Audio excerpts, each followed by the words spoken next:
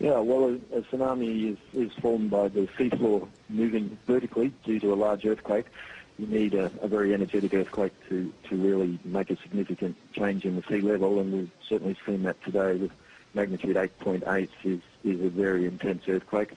And that has pushed the sea level up above the rupture in the sea floor, and that wave then propagates outward from that rupture across the ocean in all directions.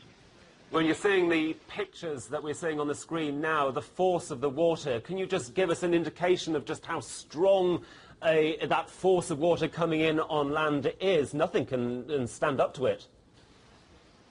No, that's exactly right. We've had observations already measured on the Japanese east coast of waves of 7.3 metres above normal sea level. There may well be higher spots where there aren't gauges, but that is an enormous wave, and what people have to bear in mind is that a tsunami wave is quite different from a normal wind wave, which goes up and down in a matter of seconds. The tsunami wave has a wavelength that can be hundreds of metres, so it's an enormous volume of water. It rises 7 metres and may stay up as water pours in at that height for 10 to 15 minutes before it goes down again. So it's an enormous volume of water, and that's why the force is so great. We've seen a number of devastating earthquakes over the past few weeks. Only a couple of weeks ago, the terrible earthquake in Christchurch, now this in Tokyo. Why are we seeing so much seismic activity now?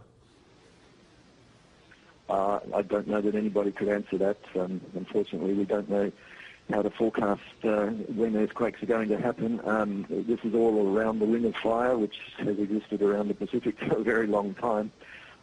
Its activity fluctuates with time.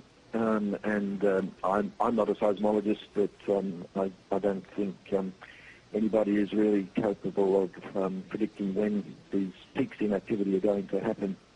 We just have to react as quickly as we can when it does happen. Well, Chris, you are from the Australian Tsunami Warning Centre. I'm just wondering just how much warning it is possible to give. What sort of timings do you have to tell people, you know what, a tsunami is on its way? Is it seconds? Is it minutes? What? Yeah, no, it's certainly not seconds.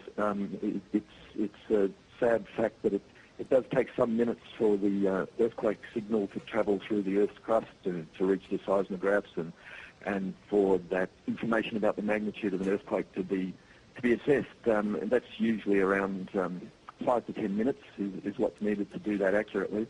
Then, of course, warning has to be formulated and distributed. So it's very, very difficult to give useful warnings to anybody who's less than 30 minutes tsunami travel time away from the earthquake.